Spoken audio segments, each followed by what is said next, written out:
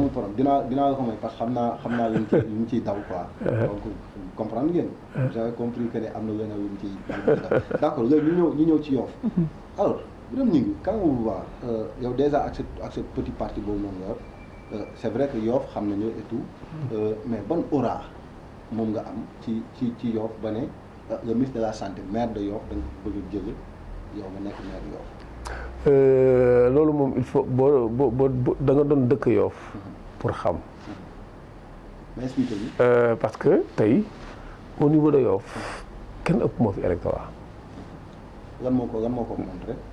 li ko démontré mooy résultat yi nga xam ne moom la ñuy am ci élection yi. nit nag du ñëw nga def ak moom élection mu gañe la ngay wax mais tout le monde sait que électorat wu Yoff. yow yaa ko téye. man maa ko téye. ok maa ko mës a téye. loolu mooy li ma la moo tax man la da nga woon dëkk Yoff ou bien nga def micro trottoir à Yoff di nga xam ne électorat wu Yoff ñun la. waaw léegi xam nga man parce que am na détail yoo xam ne yi waruma ci dugg parce que loolu mooy taxal tey ki nga xam ne kii moo la gagné ki loo gagné da nga koy bàyyi mu gouverner nu mu ko mënee mais tout le monde sait que Yoff yëpp xam nañ ne tey électorat bi ñama gagné ñi ñu gagné yëpp man maa nekk électorat si Yoff. waaw léegi xam nga si xaw a paradoxal yow ba ngay dem élection locale yi passé sa parti nga demee wala benn bokk yaakaar nga demee yéen a bokkoon a gis yow ak Abdoulaye Diouf Sarr. coalition non bokkuñu woon liste. da nga dem parce que même ma dugal sama question alors yéen ñi ñuy seetaan moom dafa dem élection ci beneen liste. ministre Abdoulaye Diouf Sarr maire de Yoff dem. ci benn bokk yaakaar. et au soir du vote ñu génn que ne ñu ne benn bokk yaakaar moo gagné fii ci Yoff. c'est ça n'est-ce pas moo gagné fii ci Yoff. léegi su fekkee benn bokk yaakaar moo gagné fii ci Yoff nan la monsieur Birame mën a waxee ne moom moo téye électorat Yoff te yow nga dem ci liste ñu gagné la. déggoo li ma la wax. dafa am yoo xam ne yi waruñu ko di dévoiler. non comme lan non parce que li leer mooy dañuy triqué. dégg waxuma dañuy truqué. lan moo xew. yow yaa gagné ñu ne gagné woo. non c'est pas ça. lan moo xew dañaa gagné. ok merci dañu maa gagné. waay mais ni ñu ma gagné. du waa Yoff. d'abord li ëpp mooy. je vais te dire directement. parce que tu me poses la question je vais te répondre directement je voulais pas en parler nag. pourquoi parce que aussi mooy li ma wax rek nit du la gagné ngay wax yenn. d'accord kii man maa bëgg a xam. mais la réalité mooy. tey bi nga xamee ne élection ñëw na fii à Yoff gis nañ ne on s'est rendu nag trop tard que kii environ.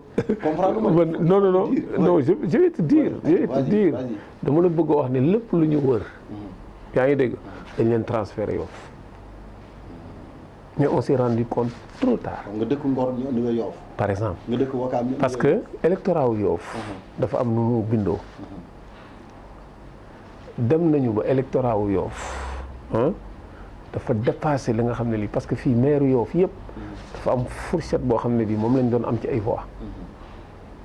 par exemple en 2009 temps wu PDS Oumou Khayri Gueye Seck moo gagné woon Yoff nu mu gagné Yoff 3000 et quelques voix 3200 voix par exemple man ma ñëw en deuxième position ak 3100 presque 100 voix depuis 96 bien sûr que dëkk bi day yokk mais ki ëppale voix yi nga xam ni moom la am en tant que maire dafa àggul 3500 voix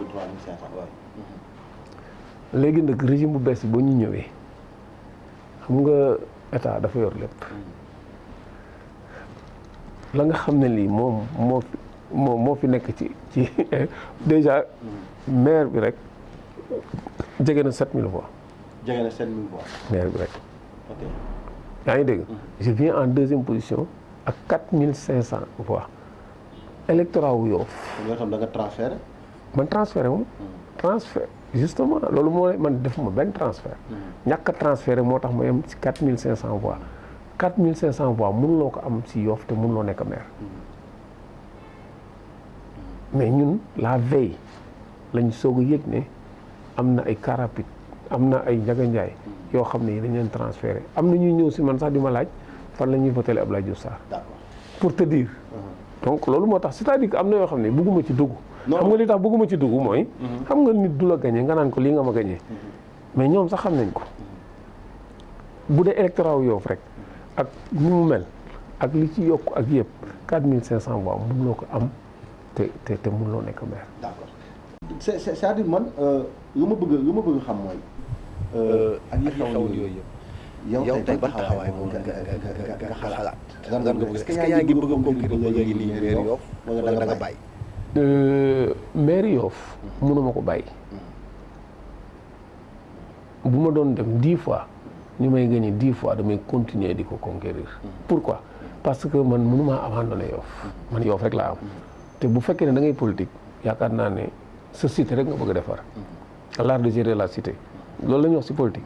donc ñun loolu rek mooy suñu ambition première parce que fi ñu jaar ak waa Yoff mooy mënuñu permettre ñuy abandonné Yoff parce que yàlla mooy fal bu fekkee yàlla faluñu du tax ñu bàyyi parce que bàyyi bi moom vraiment mënul nekk loolu moom mooy li wóor donc kuy xaar ne man damay bàyyi politique mais nag bu fekkee dañ ma gagné nag dinaa retiré wu pour may kooku mettre ko à l'aise pour mu liggéey la muy liggéey. mais xamante ngeen quand même yéen a ngi jokkoo bu fekkee ne gox bi moom moo ñor yéen ñaar ñëpp. Ablaye yéen a ngi waxtaan ci situation dëkk bi. non franchement waxtaanuñu si parce que je pense que boo gagné.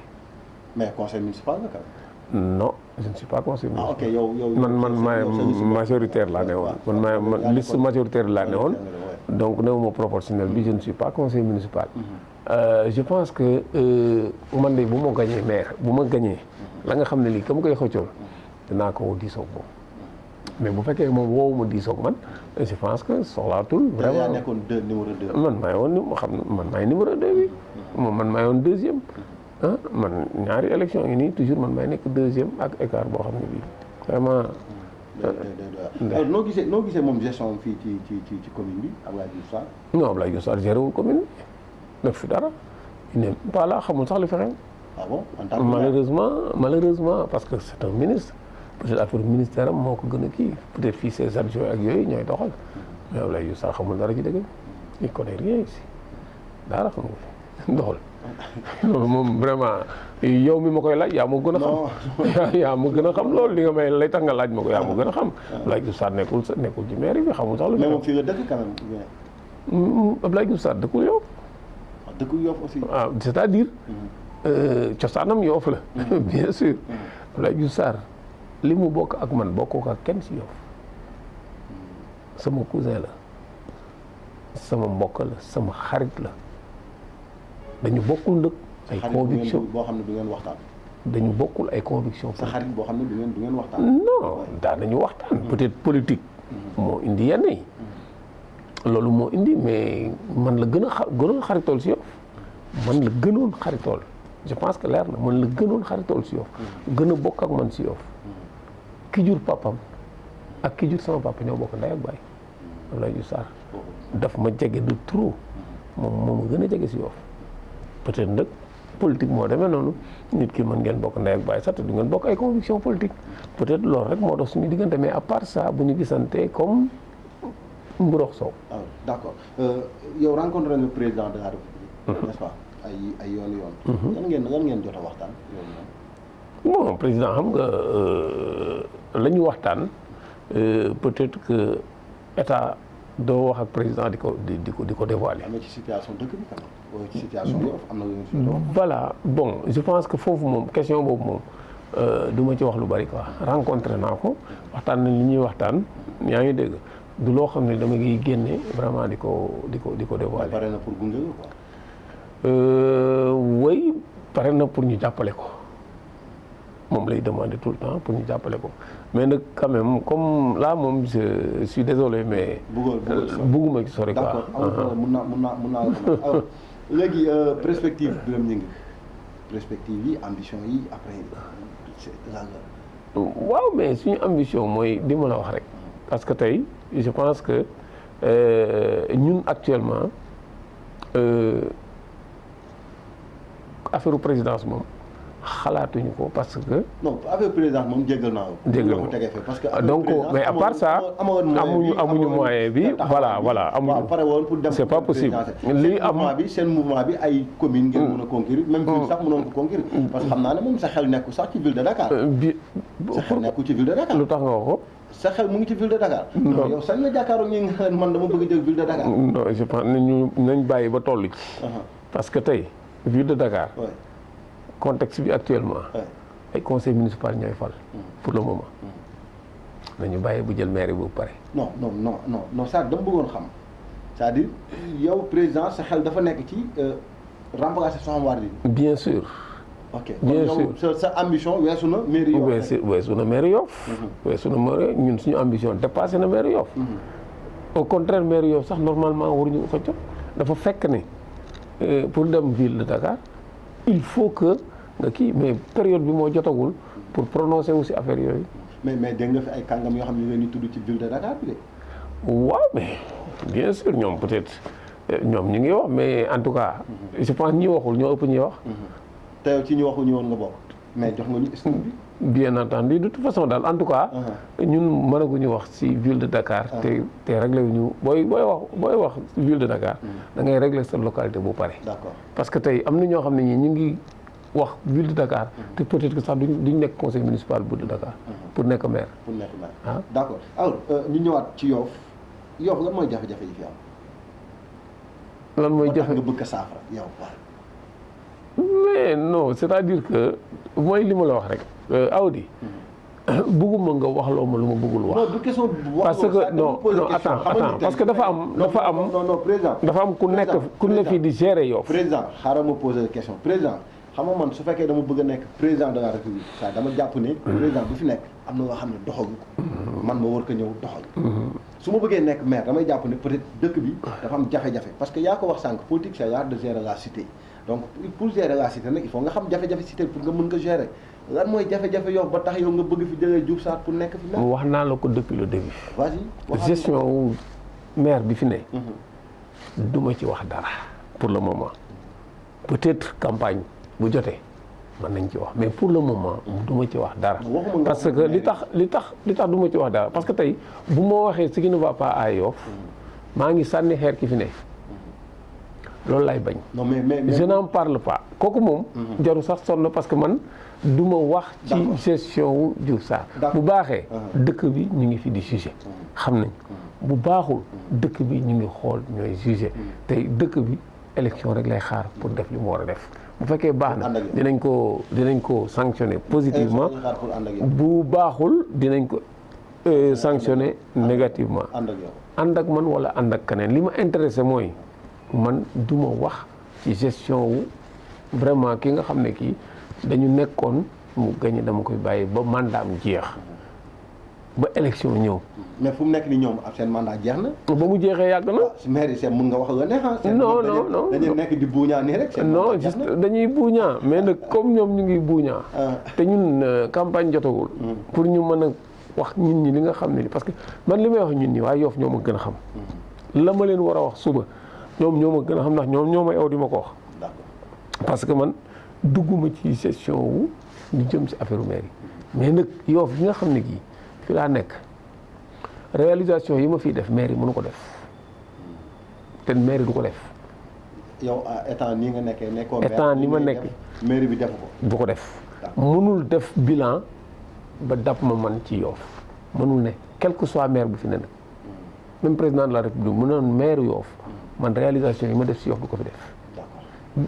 li ma la gën a kii déjà même ak Covid bi ngay gis moom mooy ministre de la santé nekk maire Yoff li ma def ci Yoff defu ko fi bien que waxtaanewu ma ko kiiwu ma ko coowu ma ko génnewu ma ko parce que amul loo xam ne ni war nañ ko mën a def état bi def ko te man defuma ko fi déjà mais nit nag du def di wax loolu mooy wax ji lu jëm ci masque yi lu jëm ci gel lu jëm ci ceeb bi lu jëm ci diwlin yi li ma fi def maire bi du ko fi def te là je suis ko xam naa ko te waaye Yoff ñi may dégg xam nañ ne li ma fi def ñoom lañ ko def waaw mais nag boole moo ko nag ak wane ay caméra parce que bu fekkee nit ki mënoon nga ma woo yow man sa xarit xam nga non loolu du ma ko def parce que man li ma gis ñu koy doxalee man loolu xamuma ko bu fekkee loolu moo may gagné loolu du ma gagné.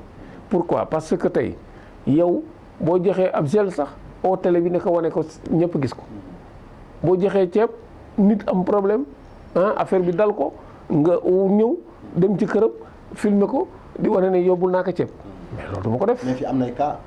am na ay cas am na cas yu bari.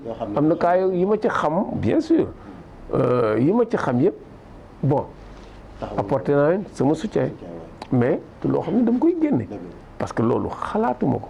loolu man sama kii mayuma ko. d'accord yi ngay def yooyu. donc vraiment tribune politique la woon tey maa ngi fi Yoff ñoo seet ci kilifa gi président Birame Gningue donc si tribune politique maa ngi ànd ak Khalifa dina nekkaat aussi ci montage bi BTV jàmm ak jàmm prochainement ñu jël keneen ci tribune politique à bientôt.